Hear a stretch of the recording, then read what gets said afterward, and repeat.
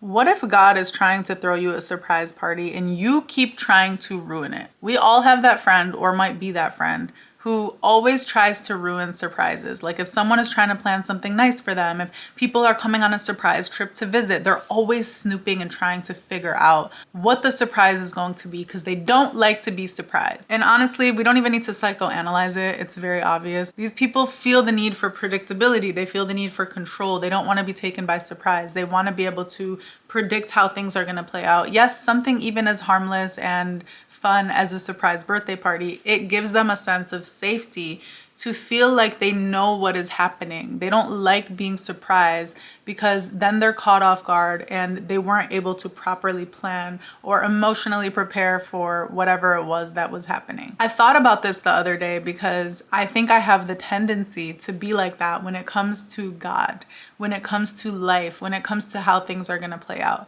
As I'm doing things, like even right now, I'm so focused on this YouTube career. I'm so focused on creating quality content for you all. But I'd be lying if I said I'm not constantly kind of peeking. Is this gonna happen? Is that gonna happen? Okay, God, just let me know. Like, is this how it's gonna play out? Whether it's your career, your relationship, maybe you're trying to have a child or trying to find your next home. There is this sense of fear about not knowing how things are gonna play out.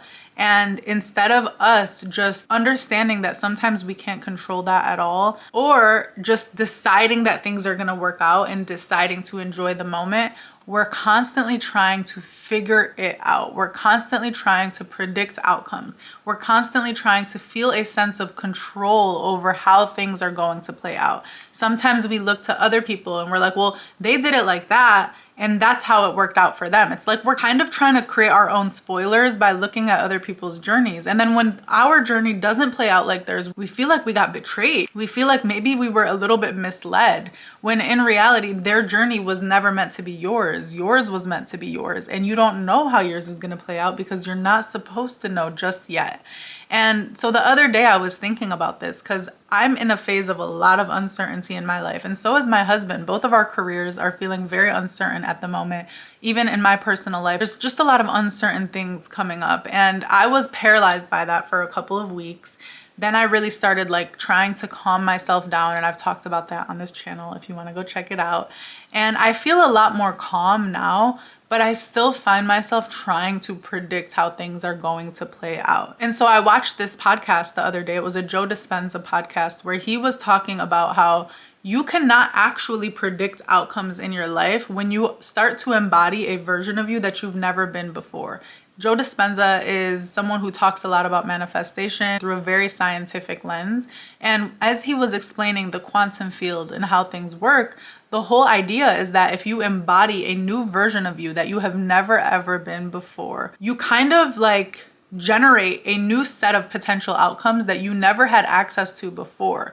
So for you to try to predict how things are going to play out, you are applying the old brain and the old experiences from your past self to your future. And that's just not how it works. Because if you are choosing a new character that you've never played before, then the level that you're in is a level that you've never ever been at before. It's like playing, I didn't really grow up playing video games, but it is like playing video games where you reach a new level and there's just new rules and new opportunities and new things that you can unlock. Whereas if you were still on level 1, you were not going to be able to do those things. So for you to apply the rules and the opportunities of level 1 to level 3, you're really selling yourself short. So I know that it feels very uncertain and scary and stressful to understand that like the opportunities are not only endless, but they're things that you've never seen before. But why don't we flip that on its head into something positive and exciting? Why don't we accept that God is trying to surprise us? God has something so beautiful in store for us, something that we can't imagine at all because we've never seen it before, but it is so uniquely tailored to us and what we want. God is working so hard to surprise us and just blow our expectations out of the water. So why not just sit back and let him? Yes, even if you are the girl who is always trying to ruin surprise parties, understand that if you really trusted that the people throwing the surprise party know you better than you know yourself, you might not be trying to ruin the surprise. You low-key might be trying to ruin the surprise because there's a lot of uncertain things where you don't know if you're actually gonna like it or enjoy it, or if you're gonna know what to wear, or if you're gonna be prepared for the weather conditions or whatever. In this metaphor, God knows you and your desires better than you even know them. He's the one who put them on your heart. He's the one that created you with these desires. So God understands what that should look, feel, smell, and taste like in a way that you don't even understand. So if that doesn't give you the courage to just sit back and trust and know that you're going to enjoy it so much, you don't need to plan for it. You don't need to try to predict it. In fact, any effort of you predicting it is just you downplaying what it's actually going to be. You are going to be so surprised in all of the best ways. Your expectations will be blown out of the water. As a matter of fact, you might even heal your relationship to being surprised because of how amazing this surprise is going to be. That is what I'm choosing to believe. I'm choosing to sit back, do my thing, mind my business, focus on what I love to do and what gives me purpose, and just trust that my vision board will play out, but in ways that I truly can't predict. I don't even have the capacity to predict how amazing things are about to be for me, because the version of me that I've been embodying, the version of me that I've worked so hard to up-level and embody, has now generated new outcomes that the old versions of me could not see. I've already gotten a taste of what that is. I've already gotten a taste of how fast God can move. Like, it's honestly wild. Like, when you change, when you hold on to a new identity, when you hold on to a new version of yourself, and you are consistent and persistent in that identity, how quickly things start to change in your reality is honestly mind-blowing. And it's not in the way I would have predicted. Like, already the way things have shifted has been completely mind-blowing, but it wasn't what I thought, and it wasn't even in the areas of life that I thought things would change in. Like, I'm having things change in areas of life that I thought were gonna be dormant in my life for years and maybe even decades. So I'm sitting back and I'm looking like, if God was able to do that, God is showing me he could do that quickly, and that's something I thought was never gonna change. These are people in my life that I thought would never change, and look at how quickly God has done work in them.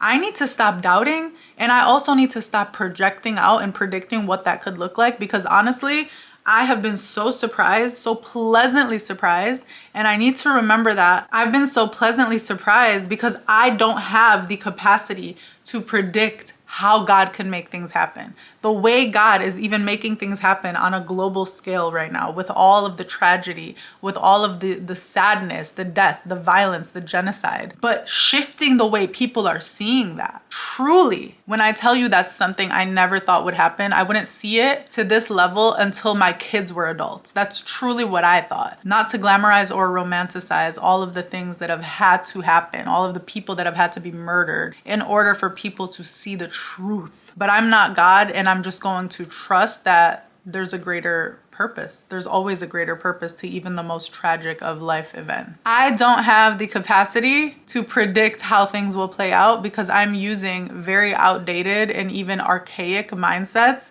to try to create some sense of predictability. I actually, now that I'm talking about it, I'm starting to prefer the feeling of surprise to this fake safety that I'm trying to hold on to.